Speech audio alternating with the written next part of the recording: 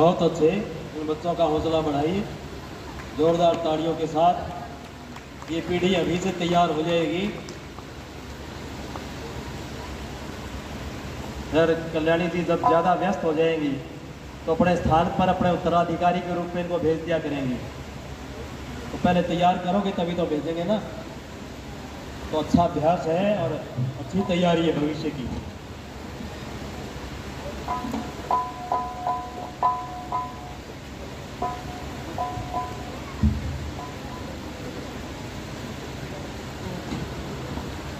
ओम ओम।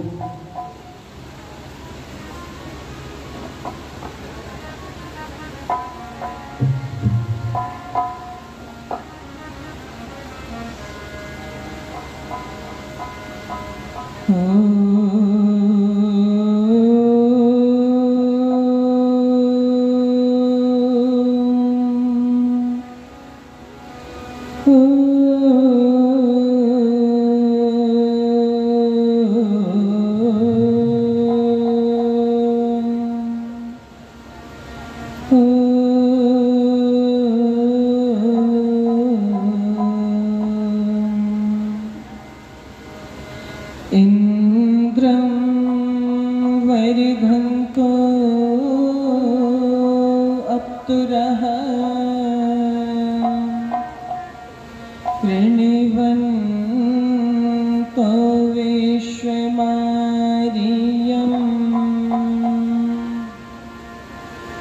अपि घ्नन्तो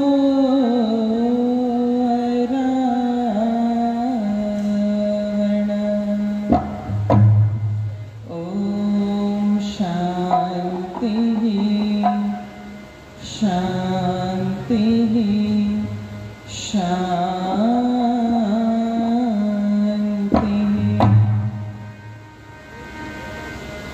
जग में महान आत्मा आती कभी कभी।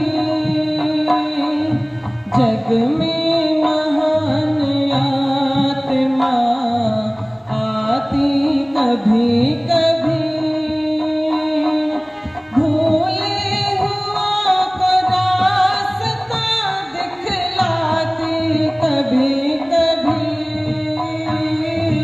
जग में महान आत्मा आती कभी कभी।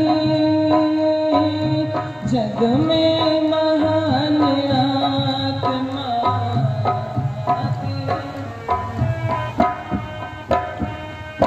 यूं तो अनेक राग हम गाते व सुनते हैं।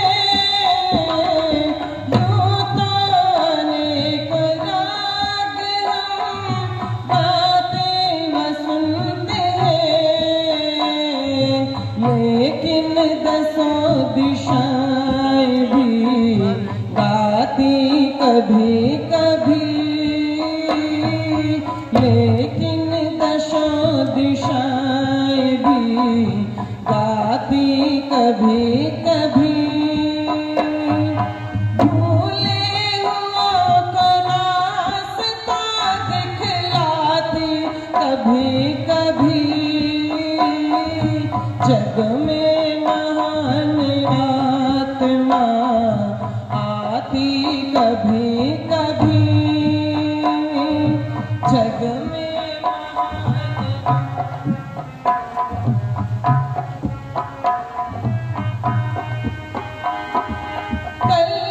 कल्याणकारी बातों को तुम सुनते नित रहो।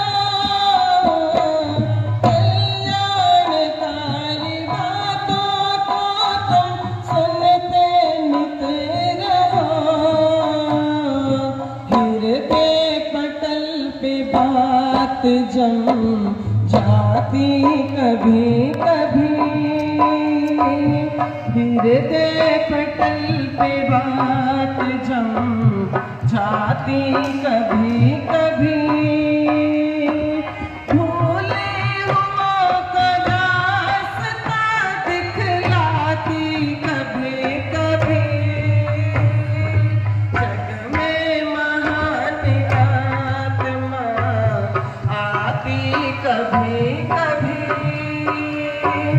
जग में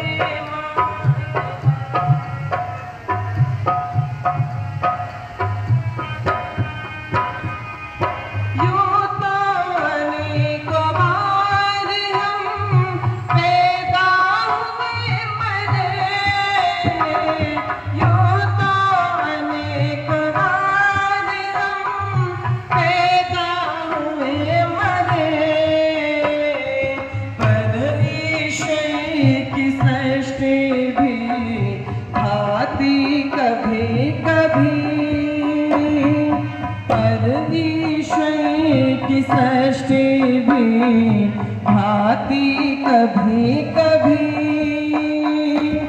भूले हुओं को रास्ता दिखलाती कभी कभी जग में महान आत्मा आती कभी कभी जग में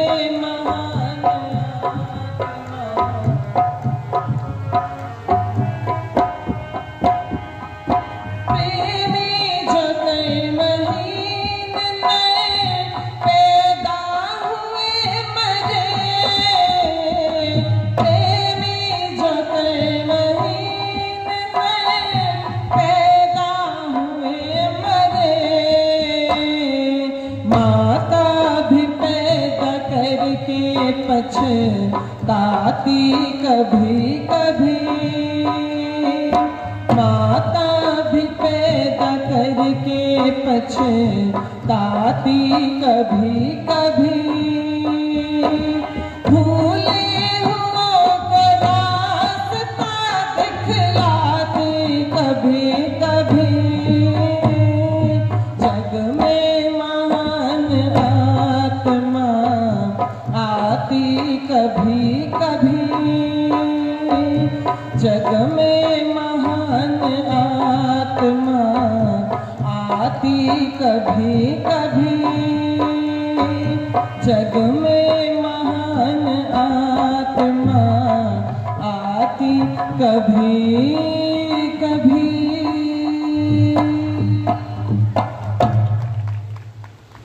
बहुत ही आदर सम्मान श्रद्धा की योग्य हमारे इस चतुर्वेद शतकम यज्ञ के ब्रह्मा पद को सुशोभित करने वाले आर्य जगत के बहुत उच्च कोटि के मूर्धन्य विद्वान श्रद्धे पूज्य आचार्य शिव कुमार शास्त्री जी, जिनका बहुत सुंदर उद्बोधन आप मेरे पश्चात सुनेंगे।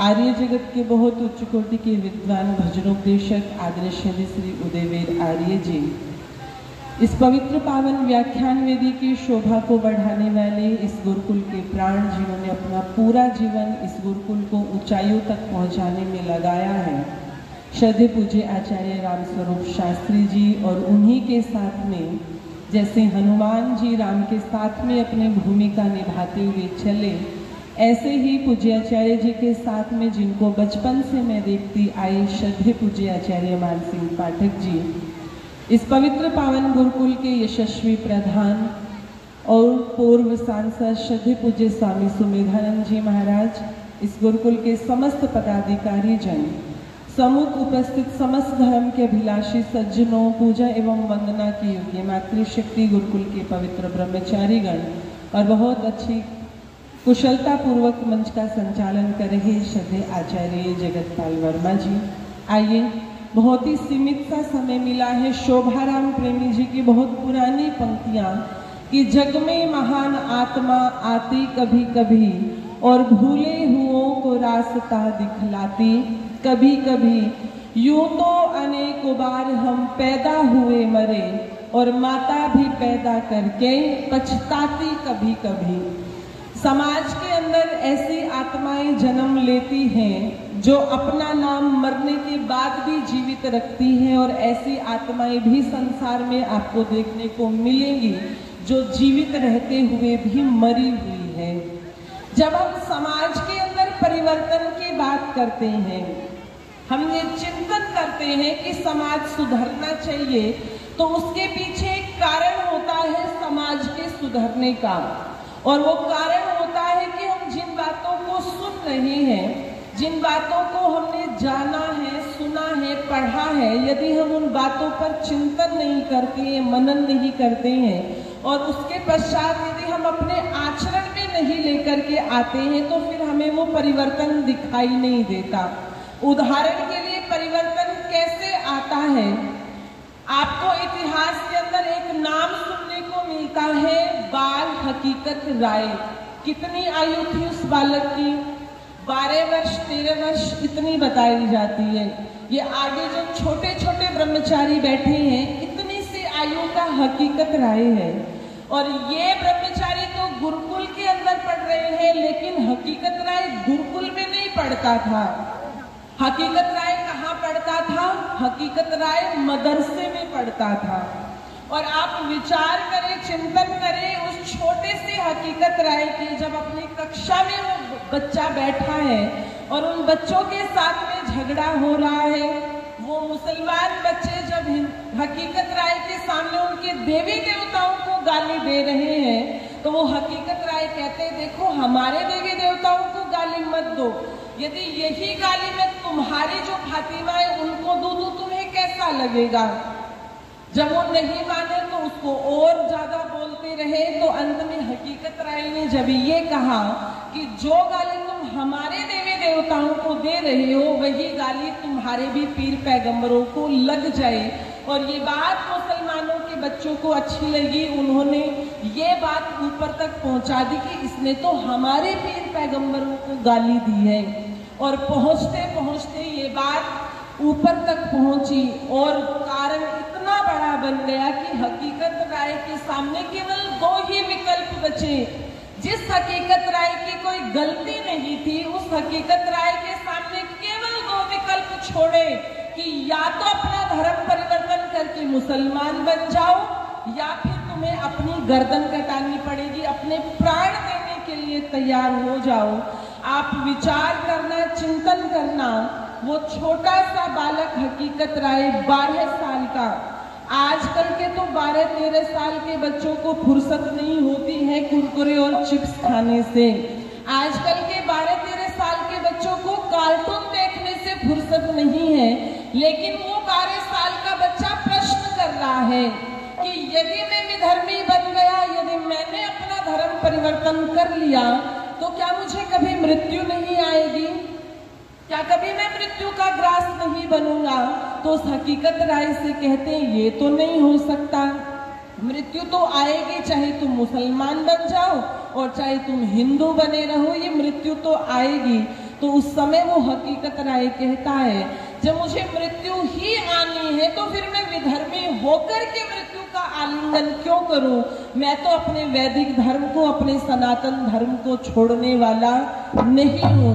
आप विचार करें, चिंतन करें, जो तर्क एक छोटा सा 12-13 साल का बच्चा दे रहा है, क्या वो तर्क आज हमारे 40 साल के, 50 साल के या 30 साल के युवा देते हैं?